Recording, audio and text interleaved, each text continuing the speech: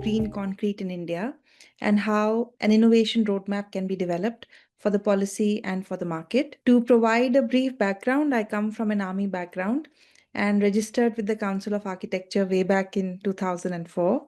Subsequently, I led the Green Building Program at TERI and have been a part of UNIDO, UN Habitat, and UNEP. In addition to leading the GRIHA program for about 10 years, I was also responsible for the EDGE program run by IFC and education at the US Green Building Council.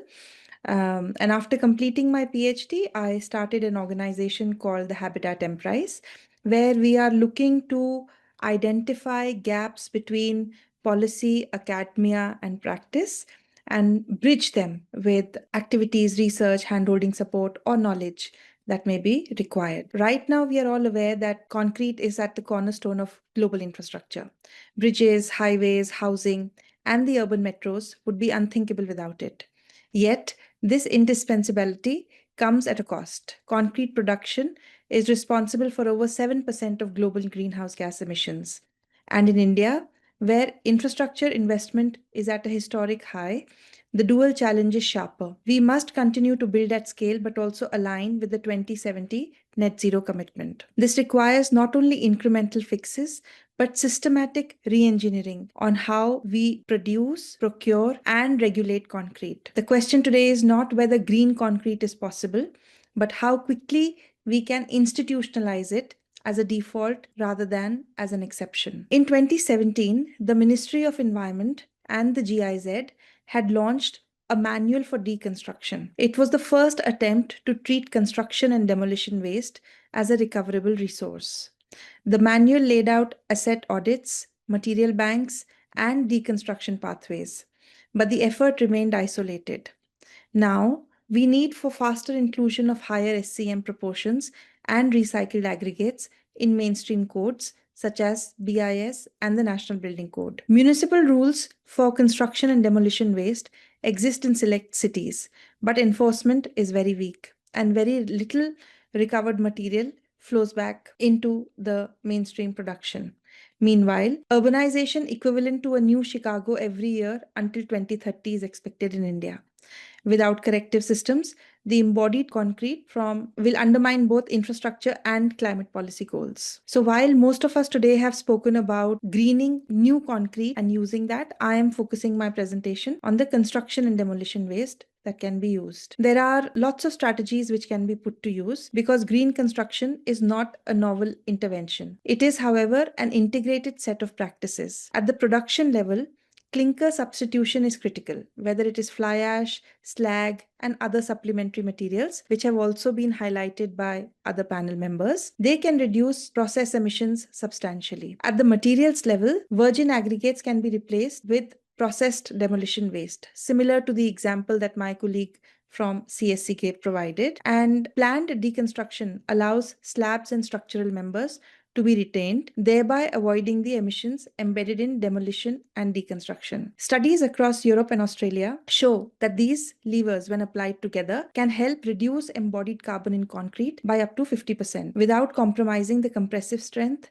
durability, or life cycle cost. International practices can offer useful insights. For example, Australia has developed BVN guidelines to institutionalize circular pathways where they retain, refurbish, reimagine, and redirect. BVN is a leading architectural firm that is now mainstreaming the DFID guidelines which they've developed. In the European Union, embodied carbon disclosure is now mandatory in public procurement, and thresholds are being tightened each year. Singapore demonstrates municipal circularity by operating recycling hubs that convert demolition wastes into aggregates, directly feeding into public housing projects. The United States, on the other hand, has leveraged LEED certification and federal procurement to maintain blended cements. Japan has advanced SCM innovation, particularly with calcined clays and industrial byproducts. The common lesson here is that regulatory certainty combined with procurement-led demand catalyzes both supply and innovation. India's gap is not a technical feasibility, but institutional architecture, as also mentioned by my colleague from IIT Indore. We lack embodied energy standards in codes and tendering documents. The Bureau of Indian Standards needs to further update codes quickly enough to legitimize higher proportions of SCMs or recycled aggregates.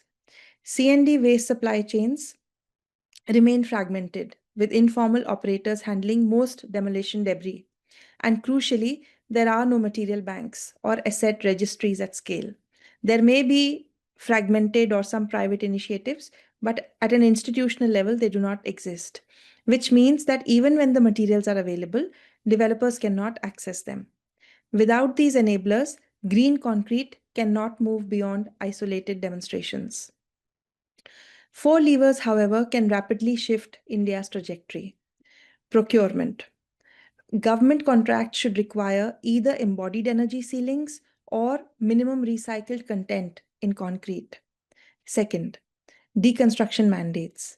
Every major project should begin with a demolition audit and asset register aligned with the 2017 manual's recommendations. Third, standard reform. BIS must expedite approvals for blended cements and recycled aggregates, aligning with international codes. And fourth, market facilitation.